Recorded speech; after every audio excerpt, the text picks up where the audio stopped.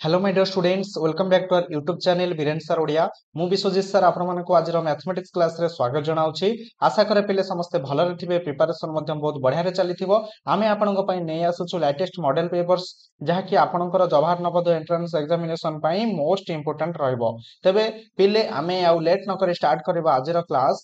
तो देखिबा एक नंबर प्रश्नटी आपनको कोन दैछि, by what number should 460 be divided so that the quotient is 10 and the remainder is also 10। 460 को केउ संख्या द्वारा भाग कले भागफल 10 और भागशेष 10 रहिबो। पहिले गोटे फॉर्मूला मु आपनको एठी कहि रखिबी जे भाज्य समान भाजक गुणन भागफल मिश्रण भागशेष। এই ফর্মুলাটি को पिला माने मन रखिबे। तो এই ফর্মুলাটি होची मोस्ट इंपोर्टेंट। आपण एहा को भाज्य को लिखिबे डिविडेंड, भाजक आपणकर हे जिवो इक्वल टू चिन्ह दियंतु डिवाइजर इनटू भागफल आपणकर कोसेंट, भागशेष आपणकर आसे जिवो रिमाइंडर। तबे पिले आपनको से डिविडेंड केते देछि, बाय व्हाट नंबर शुड 460 केउ संख्या को आपण 460 द्वारा भाग करिवे। अर्थात 460 होची आपणकर डिविडेंड।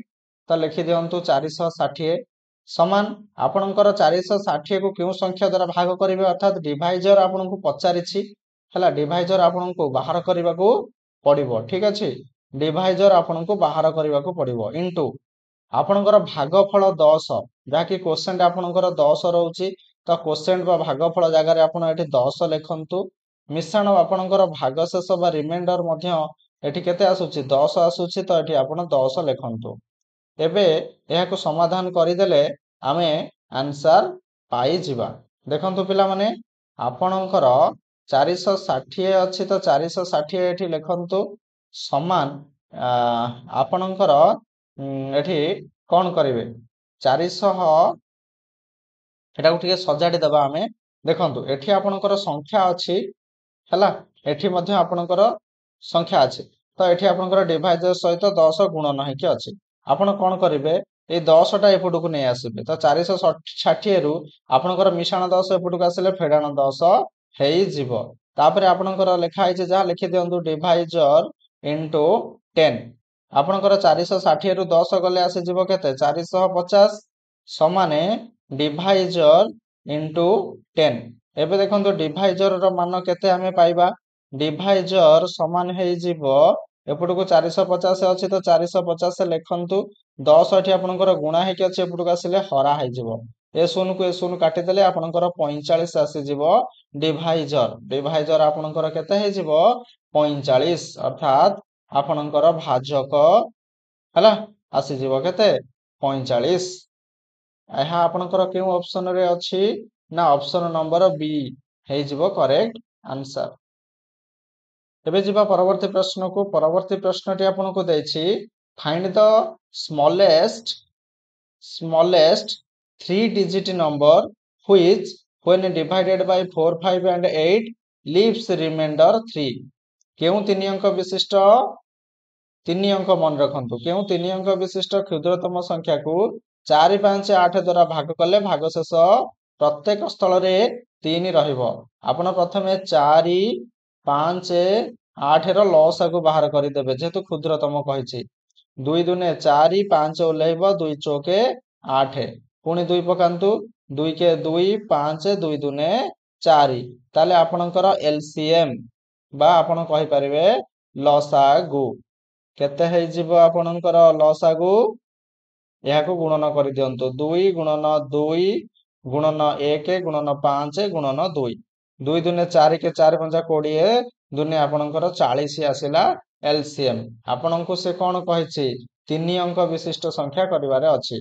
ताले सेही संख्याटी आपणकर मने करंतु n ହେଲା ଏଇ ଯୋଉ ସଂଖ୍ୟାଟି ବାହାର କରିବା ଏହା କଣ ହବ ଆପଣଙ୍କର ଯୋଉ ଲସାଗୁ ପାଇଲେ 40 ତାର ମଲ୍ଟିପୁଲ ମାନେ କଣ ଇଣ୍ଟୁ କେ କେ ଗୋଟିଏ ଆମେ ଏଠି ମନେ କଲେ ହେଲା ଏଇ କେ ଜାଗାରେ ଆମେ ସଂଖ୍ୟା ପକେଇବା 1 2 3 ଏମିତି ପକେଇବା 40 କେ ହେଲା ତାର ମଲ୍ଟିପୁଲ ଏବଂ ତା ସହିତ 3 ମିଶେଇବା କଣ ପାଇଁ ନା ଭାଗ ଶେଷ ଆପଣଙ୍କର 3 ବଳି ପଡିବ ହେଲା ଆପଣ ଦେଖନ୍ତୁ କେ ଜାଗାରେ ଯଦି 1 ନଉଛନ୍ତି କେ ଜାଗାରେ 1 ପୁଟ କରିକି ଟେଷ୍ଟ କରିବା ତ 40 ଗୁଣନ 1 ମିଶାଣ 3 40 କେ 40 ହେଲା 40 କେ 40 ଏ 3 ମିଶରେ ଆପଣଙ୍କର 43 ଦୁଇ ଅଙ୍କ ବିଶିଷ୍ଟ ସଂଖ୍ୟା ହଉଛି ତ ଏହା ହବ ନାହିଁ ଆପଣଙ୍କୁ 3 ଅଙ୍କ ବିଶିଷ୍ଟ ଦେଖିବାରେ ଅଛି କେ ର ମାନ 2 ନେଇକି ଆମେ ଏବେ ଟେଷ୍ଟ କରିବା ତ ଆପଣଙ୍କର 40 ଗୁଣନ 2 ମିଶାଣ 3 ଆପଣଙ୍କର 40 ଦୁନେ 80 ମିଶାଣ 3 ଆପଣଙ୍କର ହବ 83 ଏହା ମଧ୍ୟ ହଉନାହିଁ ଦୁଇ ଅଙ୍କ ବିଶିଷ୍ଟ ସଂଖ୍ୟା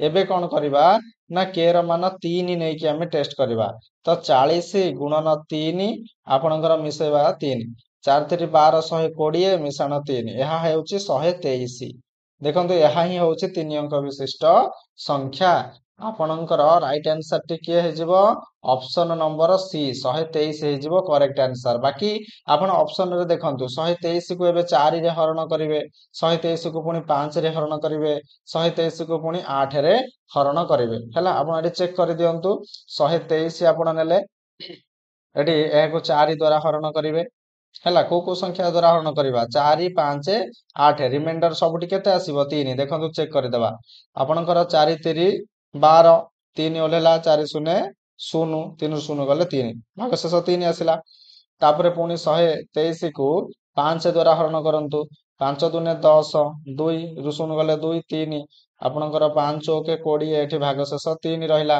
ତାପରେ ଆପଣଙ୍କର 123 କୁ 8 ରେ ହରଣ କରନ୍ତୁ 8 କେ 8 12 ରୁ 8 ଗଲା 4 ଓଲେଲା 3 43 8 5 40 ଭାଗ ଶେଷରେ ଏଠି ସବୁଠି ଦେଖନ୍ତୁ ଆପଣଙ୍କର 3 3 3 ତାହେଲେ ସଂଖ୍ୟାଟି ଆପଣଙ୍କର 123 ଅପସନ ନମ୍ବର ସି ହେଇଯିବ କରେକ୍ଟ ଆନ୍ସର ଏବେ ଯିବା ପରବର୍ତ୍ତୀ ପ୍ରଶ୍ନକୁ ପରବର୍ତ୍ତୀ ପ୍ରଶ୍ନଟି ଆପଣଙ୍କୁ ଦେଇଛି which of the following is a factor of every number ଗୋଟିଏ ସଂଖ୍ୟା ଯଦି ଆପଣଙ୍କର ଆଉ ଗୋଟିଏ ସଂଖ୍ୟା ଦ୍ୱାରା ସମ୍ପୂର୍ଣ୍ଣ ରୂପରେ ବିଭାଜ୍ୟ ହେଇଯାଉଛି ବା ଭାଗଶେଷ ଆପଣଙ୍କର ଶୂନ ଆସୁଛି ତାହେଲେ ସେଇ ସଂଖ୍ୟାଟିକୁ ଅନ୍ୟ ସଂଖ୍ୟାଟିର ଆମେ କଣ କହିବା ନା ଫ୍ୟାକ୍ଟର ବୋଲି କହିବା ଏଠି ଦେଖନ୍ତୁ ଅପସନ ରେ ଦେଖନ୍ତୁ ମନେ ରଖନ୍ତୁ ଶୂନକୁ ହେଲା ଆପଣଙ୍କର ଯେଉଁ ସଂଖ୍ୟା ଦ୍ୱାରା ହରଣ କରିବେ ତାହା ମିନିଂଲେସ୍ ହବ ତ ଶୂନ ଆପଣଙ୍କର କେବେ ବି ହବ ନାହିଁ ଅପସନ ବି କୁ ଚେକ୍ କରିବା 1 ମନେ ରଖନ୍ତୁ ଗୋଟେ ସଂଖ୍ୟା ନେଲେ ଆମେ 5 ଆକୁ ଆମେ 1 ଦ୍ୱାରା ହରଣ କରିବା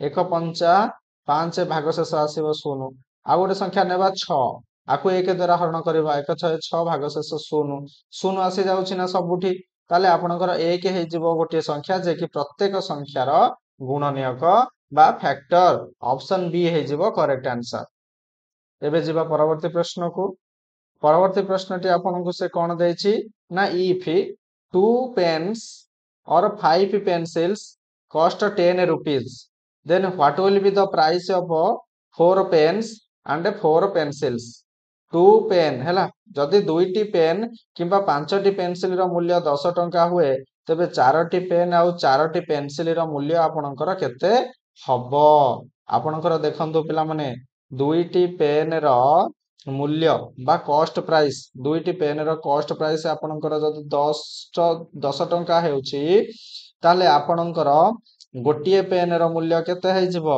ଗୋଟିଏ ପେନ୍ ର ମୂଲ୍ୟ ହେଇଯିବ 10 ଡିଭାଇଡେଡ୍ ବାଇ 2 5 ଟଙ୍କା ତାପରେ ଆପଣଙ୍କୁ ସେ କଣ କହିଛି 5ଟା ପେନସିଲ ର ଦାମ ମଧ୍ୟ 10 ଟଙ୍କା ଯଦି 5ଟା ପେନସିଲ ର ଦାମ ଆପଣଙ୍କର ହଉଛି 10 ଟଙ୍କା ତାହେଲେ एकटी ପେନସିଲ ର ଦାମ କେତେ ହେଇଯିବ एकटी ପେନସିଲ ର ଦାମ 10 ବିଭକ୍ତକ 5 ଆକୁ କାଟିଦେଲେ ପାଇବ 2 ଟଙ୍କା ଆପଣଙ୍କୁ ସେ ପଚାରିଛି 4ଟି ପେନ୍ ଆଉ 4ଟି ପେନସିଲ ର ଦାମ ମିଶିକି କେତେ ହବ 4ଟି ପେନ୍ ଆଉ 4ଟି ପେନସିଲ ଠିକ ଅଛି ପିଲାମାନେ ତ ଏହାର ଦାମ କେମିତି ଜାଣିବା ଯଦି ଗୋଟିଏ ପେନ୍ ର ଦାମ 5 ଟଙ୍କା ହୁଏ 4ଟି ପେନ୍ ର ଦାମ ଆପଣଙ୍କର କେତେ ହେଇଯିବ 4 ଗୁଣନ 5 ଟଙ୍କା ମିଶାଣ ଗୋଟିଏ ପେନସିଲ ର ଦାମ 2 ଟଙ୍କା ହୁଏ 4ଟି ପେନସିଲ ର ଦାମ 4 ଗୁଣନ 2 ଟଙ୍କା ତାହେଲେ ଆପଣ ଏବେ ଲକ୍ଷ୍ୟ ରଖନ୍ତୁ 4 रे गुणन 5 कले केते आसीबो 20 टंका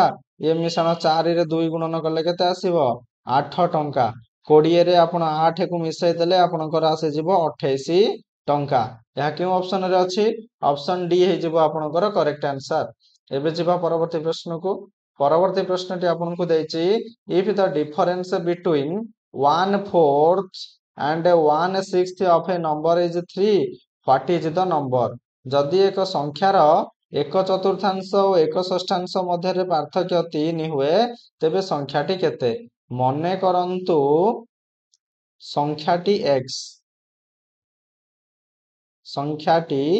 x एई x रो 1/4 केते हे जिवो x रो 1/4 को लिखि परिबे x रो 1/4 x रो माने गुणन 1/4 समान हे जिवो x/4 तापरे आपनकर कहिछि कोन एहा थिला आपनकर कोन 1/4 से संख्याटी रो तापरे x रो 1/6 बा 1/6 1/6 बोलिया को कहबा x into 1/6 समान x/6 हला एई दुईटा को आपण सब्ट्रैक्शन कले फेडिले आपनकर 3 आसीबो आपण एटी लिखि परिबे x/4 minus x/6 समान आपनकर 3 4 आउ 6 रो लॉस को आपनकर आसे जिवो 12 ठीक अछि कि परि बाहर करिवे 4 आउ 6 लिखि देबे 2 दुने 4 2 3 6 2 दुने 4 3 12 12 को 4 रे हरण कले 3 3 को x रे गुणन कले 3x माइनस 12 को 6 रे हरण कले 2 2 को x रे गुणन कले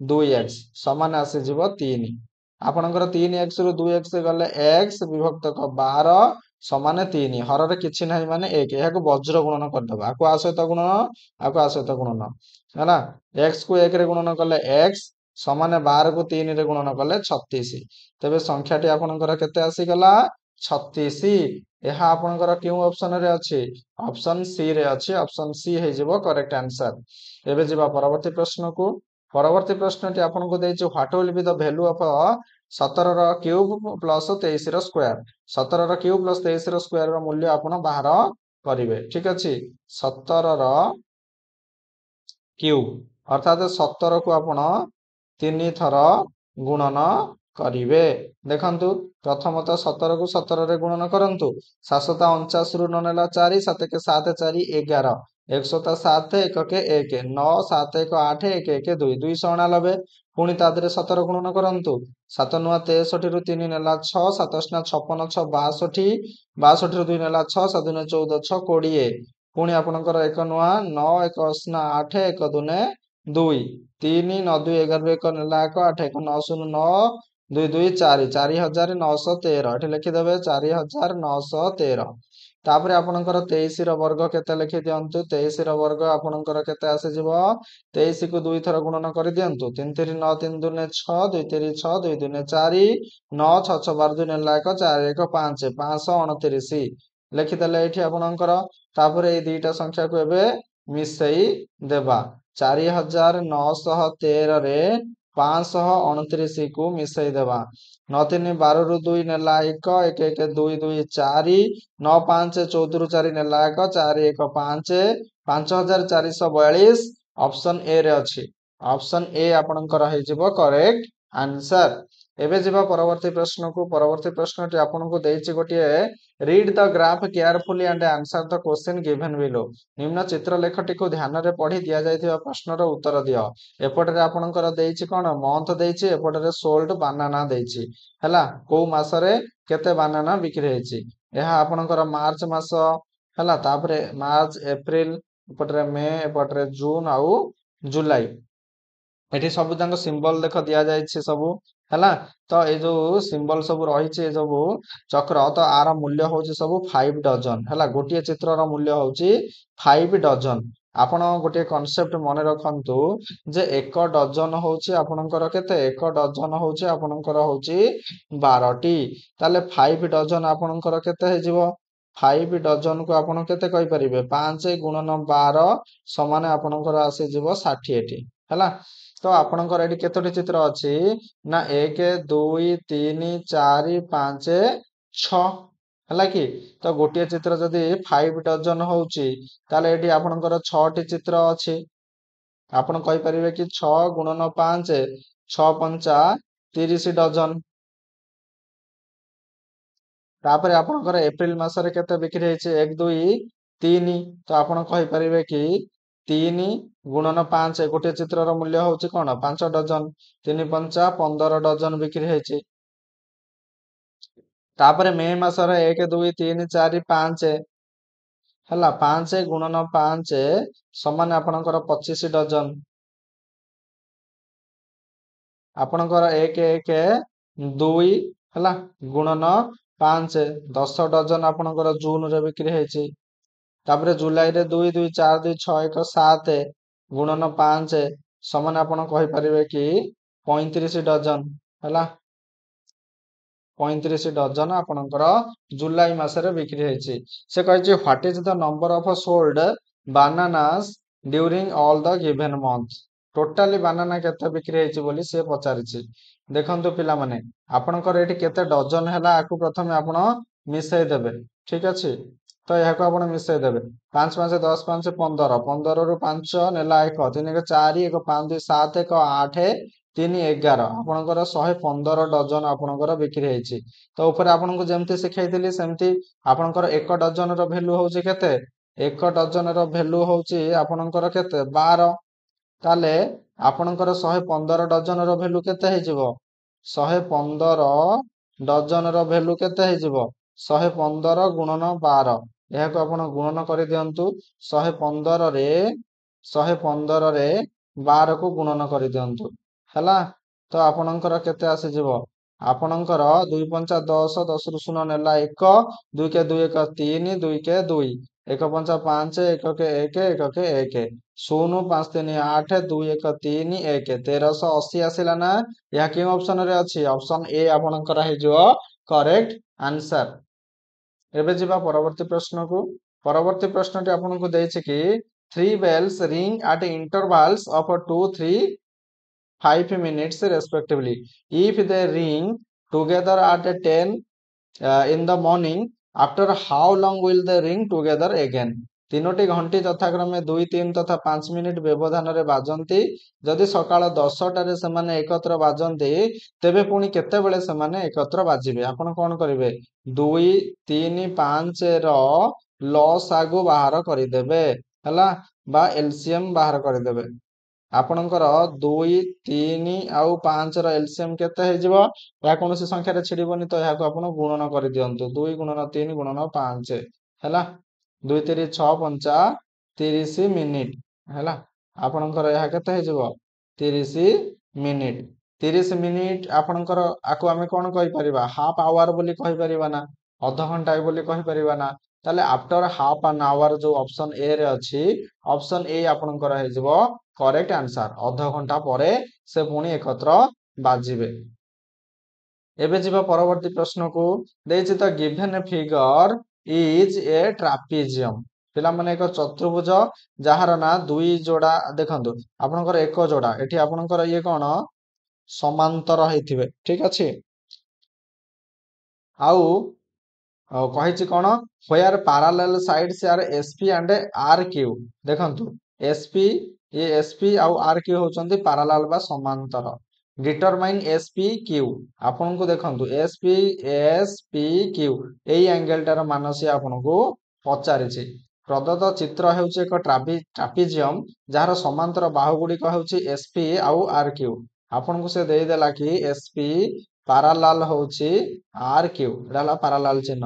ଆପଣଙ୍କୁ ସେ ଦେଇଦେଲା କି RQP ର ପରିମାଣ ଆପଣଙ୍କୁ ସେ ଏଠି ଦେଖନ୍ତୁ ଦେଇଦେଇଛି କେତେ 130 ଡିଗ୍ରୀ, ଏବଂ ପଚାରିଛି ସେ SPQ ଏଇ ପରିମାଣଟା ସେ ଆପଣଙ୍କୁ ପଚାରିଛି। ମନେ ରଖନ୍ତୁ ଟ୍ରାପିଜିୟମ ର ଏ ଯୋଉ ଆପଣଙ୍କର SP ଆଉ RQ ଆପଣଙ୍କର ହଉଛନ୍ତି ସମାନ୍ତର, ଏହା ହେଉଛି ତାର ଛେଦକ ହେଲା PQ। ଆପଣଙ୍କର ଏହାକୁ ଆମେ କଣ କହିବା, ଇଣ୍ଟେରିୟର ଆଙ୍ଗେଲ ବୋଲି କହିବା, Q କୋଣ ଆଉ P କୋଣକୁ ହେଲା। ଏଇ ଦିଟା କୋଣ ମିଶିକି 180 ଡିଗ୍ରୀ ହେବେ। ସେମିତି ଆମେ କଣ କହିପାରିବା, ଯଦି ଏଟା 130 ହେଲା, ଏଥିରେ କେତେ ମିଶେଇଲେ 180 ହବ।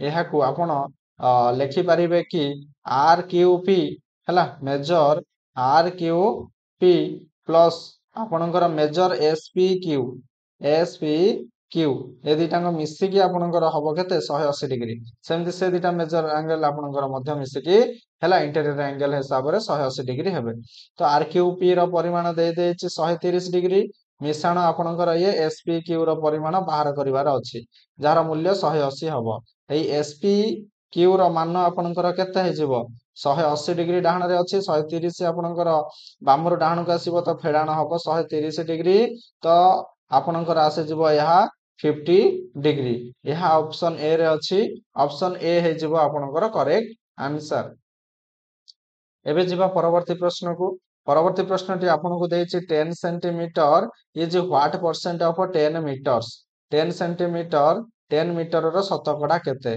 आपणकर 1 मीटर समान होछि केते सेंटीमीटर ना 100 सेंटीमीटर ताले आपणकर अछि जो 10 सेंटीमीटर आको शॉर्ट रे आपण कोन लिखि परिबे शॉर्ट रे आपण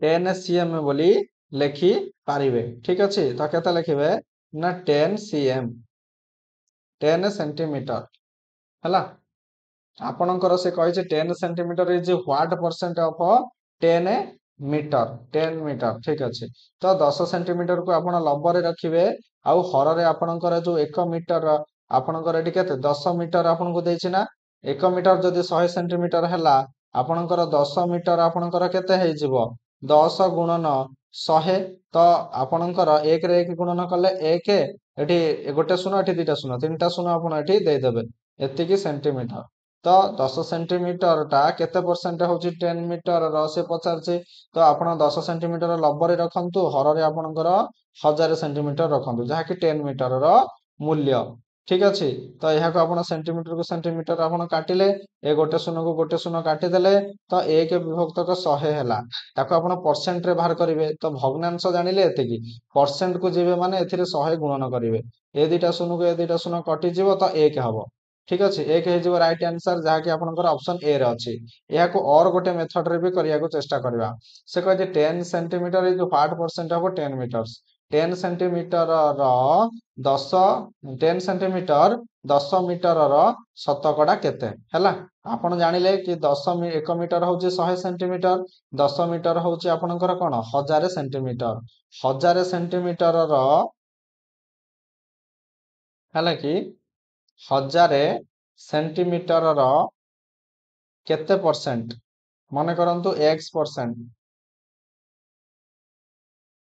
हैला तो आर मूल्य आसुची केते 10 एठी आपण कोन करिवे ए x रो मूल्य आपण बाहर करिवे ए दुटा शून्य को ए दुटा शून्य काटि दियंतु आउ रहिला कोन 10x इक्वल टू होची 10 तो x रो मान हे जिवो 10 10 गुणा हे केचे बुडगा सले हरा हे जिवो आको काटि देले 1 हैला 1% हे जिवो आपनकर राइट आंसर जहा कि ऑप्शन ए रे अछि ऑप्शन ए हे जिवो करेक्ट आंसर एबे जिबा परवर्ती प्रश्नटी आपनको देछि 1 लिटर रो समान केते millilitre how many millilitres are there in 1 litre आपण कहि परिबे 1 लिटर समान आपणकर हे जिवो केते मिलीलीटर 1 लिटर समान आपणकर 1000 मिलीलीटर हला तो देखंतु ए प्रकार रो प्रश्न करिवा पई अन्य मध्य रहिबो तो आपन गोटे फार्मूला मु एठी कहि रखुची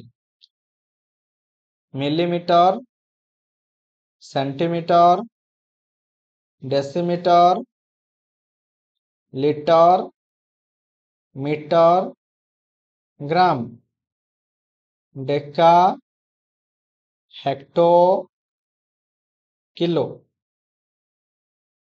एमती लिखि दियंतु हला सानरू जेतेबेले बड़ को आसीबे हला सानरू जेतेबेले बड़ को आसीबे प्रत्येक स्टेप रे आपण 10 लेखाए हरण करी करी के आसीबे आउ जेतेबेले आपण बड़रू सान को जिबे मन रखंतु जेतेबेले आपण एमती बड़रू सान को आसुचंती तो प्रत्येक स्टेप रे 10 लेखाए गुणन करी दिया आसीबे आपण देखंतु लीटर कोउटी अछि एठी अछि लीटर लीटर रो आपण कुआड को जिबे ना मिली लीटर को जिबे बा मिली एकक को आपण जिबे देखंतु ये 1 2 3 अर्थात 10 को आपण 3 थर गुणन करिवे हला ଆପଣଙ୍କର ଯୋଉ 1 ଲିଟରଟା ଆପଣ କେମିତି ପାଇଯିବେ 10 ଗୁଣନ 10 ଗୁଣନ 10 10 110 ଆପଣଙ୍କର 1000 ମିଲିଲିଟର।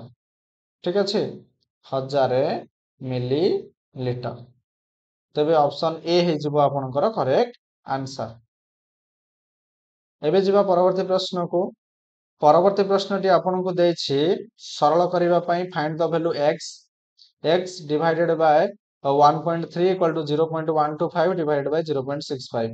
ପ୍ରଥମେ ଦେଖନ୍ତୁ ଏହାକୁ ଆମେ ସମାଧାନ କରିଦେବା ହେଲା 0.125 ହରଣ 0.65 ଆକୁ ଆପଣ ଲେଖିପାରିବେ କି 1 2 5 ଦଶମିକ ପରେ 3ଟା ଅଙ୍କ ଅଛି ତ ହରରେ 1 ପରେ 3ଟା ଶୂନ ଦେଇଦେବେ। ଏଠି ହରଣ ଚିହ୍ନ ଦିଅନ୍ତୁ ଏହାକୁ ଆପଣ ଲେଖିପାରିବେ 65 ଦଶମିକ ପରେ 2ଟା ଶୂନ ଅଛି ତ 1 ରେ 2ଟା ଶୂନ ଦେଇ ଦିଅନ୍ତୁ। ଏବେ ଆପଣଙ୍କର 125 ବିଭକ୍ତକ 1000 ହରଣକୁ ଗୁଣନ କରିଦେଲେ ଏହା ଭଗ୍ନାଂଶଟି ଆପଣଙ୍କର ଉଲ୍ଟି ଯିବ। ଏ ଯୋଉ 100 ହରରେ ଅଛି ଲବକୁ ପଳେଇବ 65 ଆପଣଙ୍କର ହରକୁ ପଳେଇ ଆସିବ। ଏବେ କାଟି ଦିଅନ୍ତୁ ଏ 2ଟା ଶୂନ ଏ 2ଟା ଶୂନ ଆପଣଙ୍କର କଟିଗଲା। ଏବେ ଯଦି ଆପଣ କାଟୁଛନ୍ତି ଆକୁ ଆପଣ 5 ରେ କାଟିଲେ ଆପଣଙ୍କର କେତେ ଆସିଯିବ 25 50 125 ଆକୁ 5 ରେ କାଟିଲେ ଆପଣଙ୍କର ଆସିଯିବ 13 ଅର୍ଥାତ ଆପଣ କହିପାରିବେ କି ଆଚ୍ଛା ଏଟା ପୁଣି ଆପଣଙ୍କର କଟି ପାରିବ କି ନାହିଁ ଏଟା ଆପଣଙ୍କର ପୁଣି ମଧ୍ୟ କଟି ପାରିବ। ଦେଖନ୍ତୁ ଆପଣଙ୍କର ଏହା କୋଉଥିରେ କଟିବ ଆକୁ ଯଦି 5 ରେ କାଟୁଛନ୍ତି ପାଉଛନ୍ତି 5 ଆକୁ 5 ରେ କାଟୁଛନ୍ତି ପାଉଛନ୍ତି 2 ତାହେଲେ ଲବରେ କେବଳ ରହିଲା 5 ହରରେ ଆପଣଙ୍କର 13 ଦୁନେ 26 ଏତିକ ପାଇଗଲେ 5 ବିଭକ୍ତକ 26।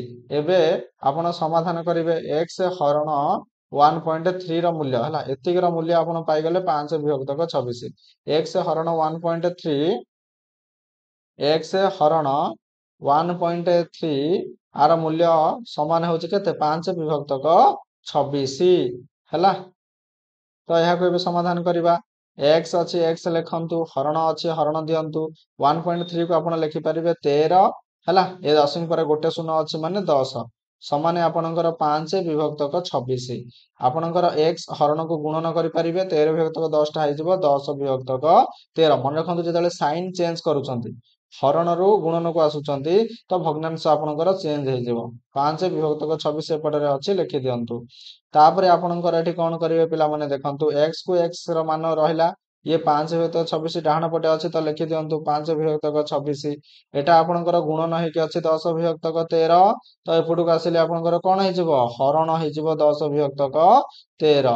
ଏବେ ଲେଖିପାରିବେ 5 ବିଭକ୍ତକ 26 ହରଣକୁ ଗୁଣନ କରିବେ ଯେତେବେଳେ 10 ବିଭକ୍ତକ 13 ଉଲ୍ଟି ଯିବ 13 ବିଭକ୍ତକ 10 ହେଇଯିବ ତ ଆପଣଙ୍କର ଏବେ 5 କୁ 10 ରେ କାଟିଦେଲେ 2 ଏଠି ପାଇବେ 13 କୁ 26 ରେ କାଟିଦେଲେ 2 ଏଠି ପାଇବେ ତ ଲେଖିପାରିବେ 1/4 ହେଲା 1/4 ଆପଣଙ୍କର କେଉଁ ଅପସନ ରେ ଅଛି 1/4 ଦେଖନ୍ତୁ ଭଗ୍ନାଂଶରେ ନାହିଁ ଆକୁ ଦଶମିକରେ ପରିଣତ କରିଛି ତ 1 କୁ 4 ଦ୍ୱାରା ହରଣ କରିଦିଅନ୍ତୁ ଏଠି 4 ଶୂନ 0 1 ରୁ 0 ଫେଡ଼ିଲେ 1 ଦଶମିକ ପକେଇଲେ 10 4 ଦୁନେ 8 10 ରୁ 8 ଗଲେ 2 ଦଶମିକ ଅଛି ତ 0 ପଡିବ 4 5 ଆପଣଙ୍କର 20 ଭାଗଶେଷ 0 ସମାନ 0.25 ଏହା କେଉଁ ଅପସନ ରେ ଅଛି ପିଲେ ଆପଣଙ୍କର 0.25 0.25 ଅପସନ ବି ରେ ଅଛି ଅପସନ ବି ହେଇଯିବ କରେକ୍ଟ ଆନ୍ସର।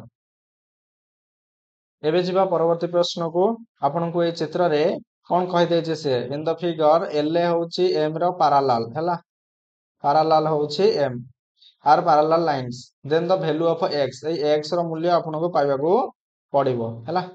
ଏହା ଆପଣଙ୍କର ଦେଖନ୍ତୁ ଏଇ ପରିମାଣ 65 ଡିଗ୍ରୀ ଛେଦକର ଏକ ପାର୍ଶ୍ୱସ୍ଥ ଅଛନ୍ତି ହେଲା ଏଟାକୁ ଆମେ କଣ କହିବା ଅନୁରୂପ କୋଣ ବୋଲି କହିବା ଯାକି ଏ ଦିଟାର ପରିମାଣ ସମାନ ହେଇଯିବ ଇଏ 65 ହେଲେ ଇଏ ମଧ୍ୟ ଆପଣଙ୍କର କେତେ ହେଇଯିବ ଇଏ ମଧ୍ୟ ଆପଣଙ୍କର 65 ଡିଗ୍ରୀ ହବ ଯେହେତୁ ଅନୁରୂପ କୋଣ ଅପସନ ବି ଆପଣଙ୍କର ହେଇଯିବ କରେକ୍ଟ ଆନ୍ସର। ଏବେ ଯିବା ପରବର୍ତ୍ତୀ ପ୍ରଶ୍ନକୁ ପରବର୍ତ୍ତୀ ପ୍ରଶ୍ନଟି ଆପଣଙ୍କୁ କଣ ଦେଇଛି ନା ୟାକୁ ସରଳ କରିବା ପାଇଁ ଦେଇଛି ଏଇ ଏକ୍ସପ୍ରେସନ ଟିକୁ ସିମ୍ପଲିଫାଇ କରିବାକୁ ଦେଇଛି।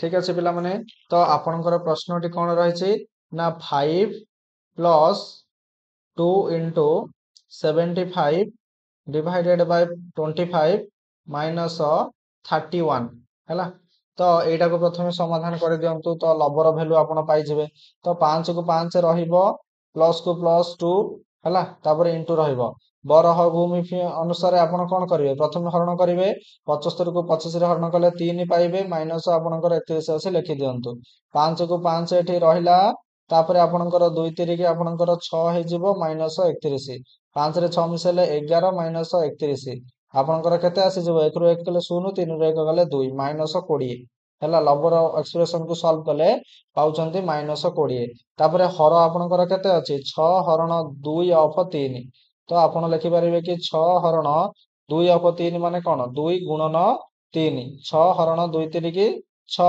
तो आपणकर एठी केते आसीଯିବ 1 ହେଲା तो आपणकर लब पाइले -20 हर पाइले 1 तो आपण एहाको -20 विभक्तक 1 जार आंसर आसीबो -20 या के ऑप्शन रे अछि ऑप्शन डी हे जिवो आपणकर करेक्ट आंसर एबे जिबा परवर्ती प्रश्न को परवर्ती प्रश्नटी आपनको गोटे बढ़िया प्रश्नटी देछि in the following figure if AB is a line find the value of x निम्न चित्र रे जदि एबी एक सरल रेखा हुए तबे एक्स रो मूल्य केते मन रखंतु एबी होउछि आपनकर कोन एक सरल रेखा हैला ए एक्सप्रेस आपनकर देखो सीओ एबी ऊपर स्टैंडिंग अछि हैला आपनकर 3x + 25 आ आपनकर ए एंगल x + 15 ए जो एंगल दीटा आपनकर हैला के ए ओ सी एंगल रो मान से दे देछि 3x + 25 डिग्री आपनकर सी ओ बी रो मान दे देछि x + 15 डिग्री हैला ए दीटा एंगल को आपण जदी टोटली मिसौचंती ताले हबो आपनकर केते 180 डिग्री मन रखंतु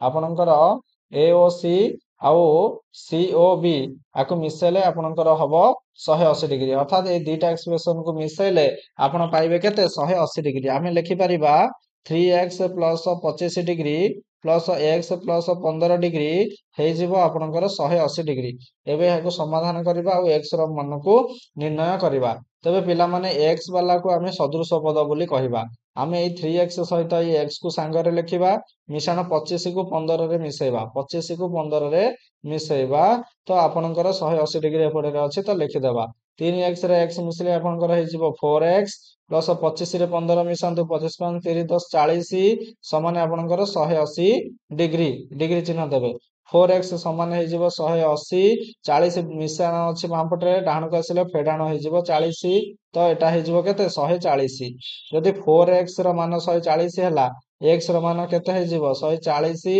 बाय आपनकर केते 4 आपनकर 4 3 की 12 ହେଲା 14 ରୁ 12 ଗଲେ 2 0 ରୁ 20 4 5 20 x ର मान 35 डिग्री ऑप्शन नंबर ए हे जिवो करेक्ट आंसर देखो पिला माने एहा को आपण चेक करि परिबे आपनकर जो 3x + 25 अछि आर मान केते हे जिवो 3 * 35 + 25 5 3 5 15 ରୁ 5 ନେଲା କ 3 3 9 1 10 105 + 25 5 5 10 0 लाग 2 1 3 0 3 1 ଏହା हे गला 130 डिग्री एपटरे x + 15 जो अछि आपण कहि परिबे कि 35 डिग्री + 15 डिग्री 5 5 10 0 ला 3 4 1 5 50 डिग्री हला ये 130 ये 50 ठीक अछि कि 130 डिग्री ये 50 डिग्री याको मिसे देले होछि ना 180 डिग्री ताले ठीक अछि x रो मान आपनकर केते हे जिवो 35 डिग्री ऑप्शन ए हे जिवो करेक्ट आंसर एबे जिबा परवर्ती प्रश्न को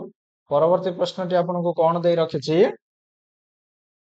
the perimeter of two squares are 24 meter and 40 meter respectively then what will be the area of a square whose area is equal to the area of these two squares दुईटी वर्ग क्षेत्रर परिसीमा यथाक्रमे 24 metre एवं 40 metre तेबे एक वर्ग क्षेत्रर क्षेत्रफल केते हेबो जहार क्षेत्रफल एही दुईटी वर्ग क्षेत्रर क्षेत्रफल सहित समान हबो मने करंतु आपनकर जो दुईटी वर्ग क्षेत्र देछि मने रखंतु वर्ग क्षेत्रर परिसीमा रो फार्मूला होछि 4 गुणन बाहुर दैर्घ्य तो आपनकर दुईटी जो चित्र रहिछि हैला गोटे वर्ग क्षेत्रर परिसीमा प्रथम कथा हमें चिंता करिबा हैला प्रथम वर्ग क्षेत्र कथा हमें चिंता करिबा तो एहार परिसीमा आपनको केते देछि एहार परिसीमा आपनको 24 मीटर देछि एहार परिसीमा आपनको 24 मीटर देछि परिसीमा माने कोन ना 4 गुणन बाहुर दैर्घ्य हैला मिस गुणन कले आपण केते पाइबे 24 मीटर पाइबे ताले एथिरु आपण बाहर करि परिबे बाहुर दैर्घ्य प्रथम रो हैला बाहुर दैर्घ्य केते हे जिवो 24 4 गुणन हे के जे हरण हे जिवो तो 6 मीटर ମନେ ରଖନ୍ତୁ ବର୍ଗ କ୍ଷେତ୍ରର ଯଦି ବାହୁ ପାଇ ଯାଉଛନ୍ତି ହେଲା କି ପିଲାମାନେ, ବର୍ଗ କ୍ଷେତ୍ରର ଯଦି ଆପଣ ବାହୁ ପାଇ ଯାଉଛନ୍ତି, ଆର ଚାରିଟା ଯାକ ବାହୁ ମନେ ରଖନ୍ତୁ ସମାନ ହେଲା, ଏହାର କ୍ଷେତ୍ରଫଳ କେତେ ହେଇଯିବ? ଏହାର କ୍ଷେତ୍ରଫଳ ଆପଣଙ୍କର କେତେ ହେଇଯିବ? ଫର୍ମୁଲାଟି ନା ବାହୁ ଗୁଣନ ବାହୁ, ଦିଥର ବାହୁକୁ ମିଶାଇଲେ କ୍ଷେତ୍ରଫଳ ପାଇଯିବେ। ଆପଣଙ୍କର 6 ମିଟର ଗୁଣନ 6 ମିଟର ସମାନ ହେଇଯିବ 36 ବର୍ଗ ମିଟର ହେଲା। ଆଉ ଦ୍ୱିତୀୟ କ୍ଷେତ୍ରଟି ସେମିତି ଆପଣ ବାହାର କରିଦେବେ। ଦ୍ୱିତୀୟଟିର ପରିସୀମା ଆପଣଙ୍କୁ ଦେଇଛି 40 ମିଟର। ଦ୍ୱିତୀୟ ବର୍ଗ କ୍ଷେତ୍ରର ପରିସୀମା ଆପଣଙ୍କୁ ଦେଇଛି 40 ମିଟର। ପରିସୀମା 4 ଗୁଣନ ବାହୁ ହେଲା, 4 ଗୁଣନ ବାହୁ ଆପଣଙ୍କର ରହିଛି କେତେ? 40 ମିଟର। ତାହେଲେ ଏଇ ବାହୁର ଦୈର୍ଘ୍ୟ ଆପଣଙ୍କର କେତେ ହେଇଯିବ? 40, 4 ଏପଟକୁ ଆସିକି ହରଣ ହେଇଯିବ ତ 10 ମିଟର। ଏବେ କହିପାରିବା ଆର କ୍ଷେତ୍ରଫଳ କେତେ ହେଇଯିବ? ଆର କ୍ଷେତ୍ରଫଳର ଫର୍ମୁଲାଟି ଆପଣଙ୍କର କେତେ ହେଇଯିବ? ନା ବାହୁ ଗୁଣନ ବାହୁ। ଆପଣ କହିପାରିବେ 10 ମିଟର ଗୁଣନ 10 ମିଟର ସମାନ ହେଇଯିବ 100 ବର୍ଗ ମିଟର। ତାହେଲେ ପ୍ରଥମଟିର କ୍ଷେତ୍ରଫଳ ହେଇଥିଲା 36 ବର୍ଗ ମିଟର, ଦ୍ୱିତୀୟଟିର କ୍ଷେତ୍ରଫଳ ହେଲା 100 ବର୍ଗ ମିଟର। ତାହେଲେ ଆପଣଙ୍କର ଯୋଉ ନୂତନ ବର୍ଗ କ୍ଷେତ୍ରର କ୍ଷେତ୍ରଫଳଟା କେତେ ହେଇଯିବ? ନୂତନ ବର୍ଗ କ୍ଷେତ୍ରର କ୍ଷେତ୍ରଫଳ କେତେ ହେଇଯିବ? ଦିଟାଙ୍କ ବର୍ଗ କ୍ଷେତ୍ରର କ୍ଷେତ୍ରଫଳକୁ ମିଶାଇ ଦେବେ।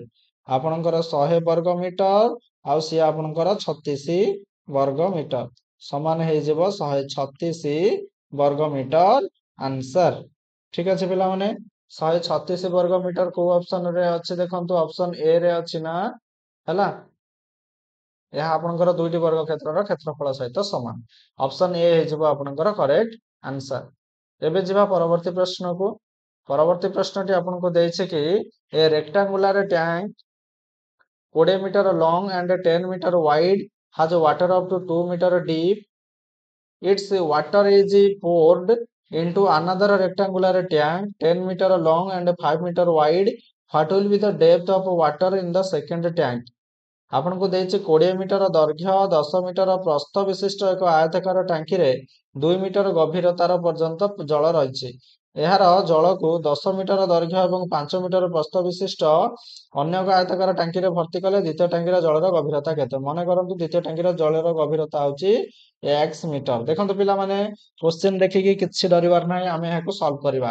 ମନେ ରଖନ୍ତୁ ଏ ଟାଙ୍କିରୁ ସେ ଟାଙ୍କିକୁ କନଭର୍ଟ ହଉଛି ପାଣି, ତ ଆପଣଙ୍କର ଭଲ୍ୟୁମ ଆୟତନରେ କିଛି ବି ପରିବର୍ତ୍ତନ ହବନି, କେବଳ ଆପଣଙ୍କର ହାଇଟ୍ ହିଁ ଚେଞ୍ଜେସ୍ ହଉଛି। ତ ଫର୍ମୁଲା ଆୟତନ କଣ?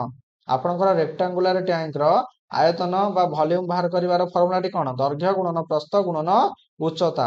ଆପଣଙ୍କର ଗୁଣନ କରିଦେବେ 10 ମିଟର ସରି 20 ମିଟର ଅଛି ଫାଷ୍ଟ ହେଲା। ଆପଣଙ୍କର ଦୈର୍ଘ୍ୟ ଯୋଉ ରହିଛି 20 ମିଟର, ଏଠି ଲେଖିବେ କେତେ? 20 ମିଟର ଗୁଣନ ଆପଣଙ୍କର 10 ମିଟର ଗୁଣନ ଇଏ ହଉଛି ଆପଣଙ୍କର 2 ମିଟର ହେଲା। ଏହାର ଆୟତନ ଏଟା ସମାନ ହେଇଯିବ କାହା ସହିତ ପିଲାମାନେ? ଆପଣଙ୍କର ଆଉ ଗୋଟେ ଯୋଉ ଜଳର ଟାଙ୍କିକୁ ଆପଣଙ୍କର ଟାଙ୍କିରେ ଭର୍ତ୍ତି କରାଗଲା ତାର ଆୟତନ, ତାର ଦୈର୍ଘ୍ୟ ଦେଇଛି କେତେ? 10 ମିଟର ଗୁଣନ ପ୍ରସ୍ଥ ରହିଛି 5 ମିଟର, ଡେପ୍ଥ ଆମେ ଜାଣିନାହାନ୍ତି, ମନେକର ରହିଛି x ମିଟର। ଏଇ x ର ମାନ ଆପଣଙ୍କୁ ବାହାର କରିବାର ଅଛି। ତ ଏପଟକୁ ଆସନ୍ତୁ, ଯାହା ଲେଖା ହେଇଛି ଫାଷ୍ଟ ଲେଖି ଦିଅନ୍ତୁ ଉପରେ 20 ମିଟର ଗୁଣନ 10 ମିଟର ଗୁଣନ 2 ମିଟର ହେଲା। ଏଠି ଗୁଣନ ହେଇକି ଅଛି, ଏପଟକୁ ଆସିଲେ ହରଣ ହେଇଯିବ। ଆପଣଙ୍କର ଯୋଉ 10 ମିଟର ଗୁଣନ 5 ମିଟର, ଏହାକୁ ଆପଣ ଏବେ କଟାକଟି କରି ଦିଅନ୍ତୁ। ତ ଆପଣଙ୍କର ଏଠି 10 ମିଟର କୁ 20 ମିଟର ଏଠି କାଟିଦେଲେ ଆପଣ ଏଠି କେତେ ପାଉଛନ୍ତି? 2 ପାଉଛନ୍ତି। ଏଠି ଆପଣଙ୍କର 5 ମିଟର କୁ 10 ମିଟର କାଟିଦେଲେ ଏଠି କେତେ ପାଉଛନ୍ତି? 2 ପାଉଛନ୍ତି। 2 ଦୁନେ 4 ଦୁନେ 8 ମିଟର। ତେବେ ଡେପ୍ଥ ତାର କେତେ ହେଇଯିବ? 8 ମିଟର। ଅପସନ ଡି ହେଇଯିବ କରେକ୍ଟ ଆନ୍ସର। ଏବେ ଯିବା ପରବର୍ତ୍ତୀ ପ୍ରଶ୍ନକୁ। ପରବର୍ତ୍ତୀ ପ୍ରଶ୍ନଟି ଆପଣଙ୍କୁ ଦେଇଛି if January 1 2001 was Monday then what day would it be on January 1 2003 ହେଲା। ଜାନୁଆରୀ 1 2001 ହଉଛି Monday, then what day would it be on January 1 2003 ହେଲା। ଆପଣଙ୍କର ଜାନୁଆରୀ 1 2001 ଥିଲା ମଣ୍ଡେ। ଆପଣଙ୍କର ଜାନୁଆରୀ 1/2002 କୋଉ ବାରରେ ପଡିବ? ସରି 2002 ନାହିଁ, ସେଇ କଣ କହିଛି 3 ପର୍ଯ୍ୟନ୍ତ ଯିବା ଆମେ। ଜାନୁଆରୀ 1/2002 ଆପଣଙ୍କର କୋଉ ବାରରେ ପଡିବ? କିପରି ଜାଣିବା? ନା ଦେଖନ୍ତୁ 2002 ଆପଣଙ୍କର ଅଧିବର୍ଷ କିଏ? ଅଧିବର୍ଷ ଆମେ କାହାକୁ କହିବା? ନା ଯେଉଁ ବର୍ଷ ଆପଣଙ୍କର କଣ ହେଇଯିବ 365 ଦିନ ହଉଛି ବର୍ଷକ, କିନ୍ତୁ ସେଇ ବର୍ଷ ଆପଣଙ୍କର 366 ଦିନ ହେଇଯିବ, ତାକୁ ଆମେ ଅଧିବର୍ଷ ବୋଲି କହିବା। ଏହା କିପରି ଜାଣିବା? ନା ଶେଷ ଦୁଇଟି ଅଙ୍କକୁ 4 ଦ୍ୱାରା ହରଣ କଲେ ଯଦି ଯାହା ଡିଭିଜିବୁଲ ହୁଏ ତାହେଲେ ଅଧିବର୍ଷ ହବ। ଏଠି ତ ହବନି, ଏହା ଅଧିବର୍ଷ ନୁହେଁ, ହେଲା। ନଟ୍ ଲିପ୍ ଇୟର, ଅଧିବର୍ଷ ନୁହେଁ, ମନେ ରଖନ୍ତୁ ଅଧିବର୍ଷ ନୁହେଁ। ତାହେଲେ ଆପଣ କଣ କରିବେ? ନା ଏହାକୁ ଆପଣଙ୍କର ବର୍ଷଟା ହଉଛି କେତେ ଜାଣିଲେ? 2002 ଟା 365 ଦିନିଆ ବର୍ଷ ଏଟା। ଏହାକୁ ଆପଣ କଣ କରିବେ? 7 ରେ ହରଣ କରିବେ। 7 ରେ ଯେତେବେଳେ ହରଣ କରିବେ 365 ଆପଣଙ୍କର 7 ରେ ହରଣ କରିବେ। ଆପଣଙ୍କର 7 ପଞ୍ଚା 35, 6 ରୁ 5 ଗଲା 1, ଓଲେଲା 5 15, 7 ଦୁନେ 14, 5 ହେଲା 1, ଭାଗ ଶେଷ ରିମାଇଣ୍ଡର 1 ଆସିବ, ମନେ ରଖନ୍ତୁ, ହେଲା। 1 ଆସିବ ଏଠି ରିମାଇଣ୍ଡର। ତାହେଲେ ଆପଣଙ୍କର 1 ଯଦି ରିମାଇଣ୍ଡର ରହିଲା, ତାହେଲେ ଏଠି ଆପଣଙ୍କର ଜାନୁଆରୀ 1 ଟା କୋଉ ବାରରେ ଆସିବ? ଜାନୁଆରୀ 1 ତାରିଖଟା ଆପଣଙ୍କର 2002 ର କୋଉ ବାରରେ ଆସିବ? ନା ଏଇ ମଣ୍ଡେରେ 1 ମିଶେଇ ଦେବେ। ମଣ୍ଡେରେ 1 ମିଶେଇ ଦେବେ। ମଣ୍ଡେରେ 1 ମିଶେଇଲେ ଆପଣଙ୍କର କେତେ ଆସିଯିବ? ଟ୍ୟୁଜଡେ ଆସିଯିବ, ହେଲା। କିନ୍ତୁ ଏହା ତ ଆମର ଆନ୍ସର ନୁହେଁ, ଆମକୁ ଯିବାକୁ ପଡିବ କଣ 2003 ଜାନୁଆରୀ 1 କୁ। ତ ତାପରେ ଆପଣଙ୍କର ଲେଖନ୍ତୁ ଜାନୁଆରୀ 1 2003, ହେଲା। ଏହା ମଧ୍ୟ ଆପଣଙ୍କର କଣ ନଟ୍ ଲିପ୍ ଇୟର ସେଇ ପ୍ରକାରର ହବ। ଏହା ମଧ୍ୟ ଅଧିବର୍ଷ ନୁହେଁ, ଅର୍ଥାତ୍ 365 ଦିନ। ଏହାକୁ 7 ରେ ହରଣ କଲେ ସେଇ 1 ହିଁ ରିମାଇଣ୍ଡର ପାଇବେ। ଯଦି 1 ରିମାଇଣ୍ଡର ପାଇବେ ତାହେଲେ ଆପଣଙ୍କର ଏଇ ଯୋଉ ଟ୍ୟୁଜଡେ ରେ 1 ମିଶେଇ ଦେବେ। ଟ୍ୟୁଜଡେ 1 ମିଶେଇ ଦେବେ ତ ଆପଣଙ୍କର କେତେ ପାଇଯିବେ? ୱେଡନେସଡେ ହିଁ ପାଇଯିବେ। ୱେଡନେସଡେ, ୱେଡନେସଡେ ହେଇଯିବ ଆପଣଙ୍କର ରାଇଟ୍ ଆନ୍ସର। ୱେଡନେସଡେ ଆପଣଙ୍କର କୋଉ ଅପସନରେ ଅଛି? ଅପସନ ସି ରେ ଅଛି। ତେବେ ଅପସନ ସି ଆପଣଙ୍କର ହେଇଯିବ କରେକ୍ଟ ଆନ୍ସର। ଏବେ ଯିବା ପରବର୍ତ୍ତୀ ପ୍ରଶ୍ନକୁ। ପରବର୍ତ୍ତୀ ପ୍ରଶ୍ନଟି ଆପଣଙ୍କୁ ଦେଇଛି, if A man runs at a speed of 5 meter per second, what will be his speed in kilometer per hour? ଯଦି ଜଣେ ବ୍ୟକ୍ତି 5 ମିଟର ପର ସେକେଣ୍ଡ ବେଗରେ ଦୌଡ଼େ ତେବେ ତାର ଘଣ୍ଟା ପ୍ରତି ବେଗ କେତେ ହେବ? ମନେ ରଖନ୍ତୁ ଯେତେବେଳେ ଆପଣଙ୍କର ମିଟର ପର ସେକେଣ୍ଡକୁ ସେକେଣ୍ଡରୁ କିଲୋମିଟର ପର ଆୱାରକୁ ଯାଉଛନ୍ତି, ଅର୍ଥାତ୍ ସାନରୁ ବଡ଼ ୟୁନିଟକୁ ଯାଉଛନ୍ତି, ସେଠି 18 ବିଭକ୍ତକ 5 କୁ ମଲ୍ଟିପ୍ଲାଏ କରିବେ। ଆଉ ଯୋଉଠି କିଲୋମିଟର ପର ଆୱାରରୁ ମିଟର ପର ସେକେଣ୍ଡକୁ ଯାଉଛନ୍ତି, ବଡ଼ରୁ ସାନକୁ ଆସୁଛନ୍ତି, ସେଠି 5 ବିଭକ୍ତକ 18 ଗୁଣନ କରିବେ। ତ ଏଇ ପ୍ରଶ୍ନରେ ଆମର 1 ନମ୍ବର ହିଁ ଲାଗିବ।